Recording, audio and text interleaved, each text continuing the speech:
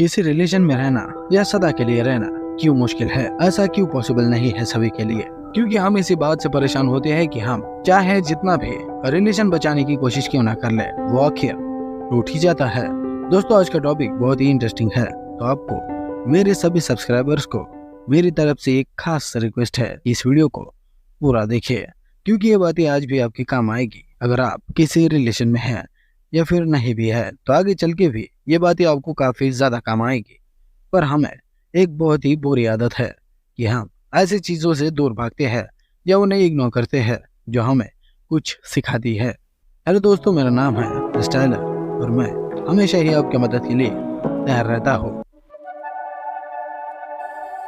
दोस्तों, कई बार हम किसी ऐसे व्यक्ति के साथ रिलेशन में होते हैं या फिर होना चाहते हैं जो हमें इग्नोर करते हैं, या फिर हमारे साथ रिलेशन में तो होते हैं पर फिर भी वो आप में उतने इंटरेस्टेड नहीं होते हैं। चाहे वो लड़का हो या फिर लड़की, किसी एक का अटेंशन उस रिलेशन में नहीं होता है या फिर कम होता है, या दोनों में से कोई एक उतना प्यार नहीं करता है जितना सामने वाला पार्टनर उन्हें प्यार करता है। दोस्तों, पर हम ऐसे भी रिलेशन देखते हैं जिसमें दोनों ही पार्टनर एक दूसरे में काफी इंटरेस्टेड होते हैं, वो दोनों एक दूसरे से काफी ज्यादा प्यार करते हैं। पर ऐसा वहाँ होता है जिस रिलेशन में दोनों ही एक दूसरे के लिए स्ट्रेंज होते हैं, दोनों एक दूसरे को नहीं जानते हैं, या फिर दोनों की ऐसी जगह पे मुलाकात होती है, मानो फंक्शन हो या फिर शादी, तो वहाँ दोनों ही एक दूसरे के लिए अट्रैक्टेड होते हैं, या दोनों एक दूसरे के लिए न्यू होते हैं और एक दूसरे को जानने में काफी उत्सुक होते हैं।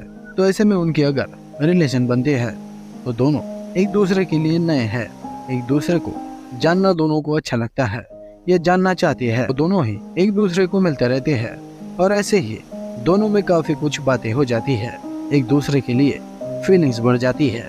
इसीलिए उनके रिलेशनशिप में दोनों ही एक दूसरे से अट्रैक्टेड रहते हैं और फीलिंग्स ज्यादा होने की वजह से वो एक दूसरे के प्यार में होते हैं, और ऐसा उनका माइंड उन्हें मानने के लिए मजबूर कर देता है। पर खास तौर से मैं इसमें अगर कुछ कहूँ तो वो है आदत। इसे आदत लग जाना भी कह सकते हैं।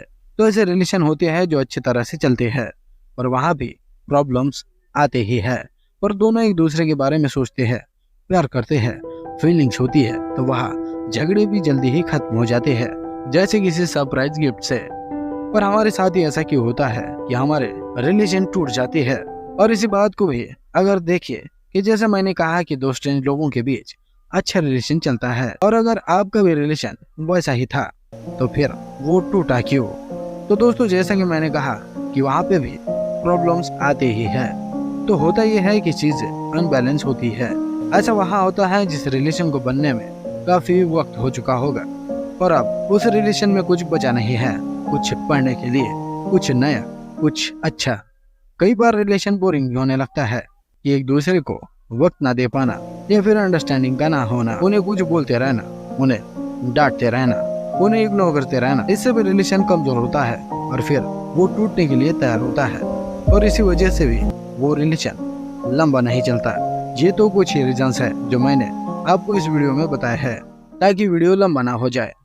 तो आशा करता हूँ कि ये वीडियो आपको पसंद आया होगा। तो इस वीडियो को एक लाइक तो जरूर बनता है। तो मेरे साथ बने रहिए और सीखते रहिए साइकोलॉजी ऑफ लव।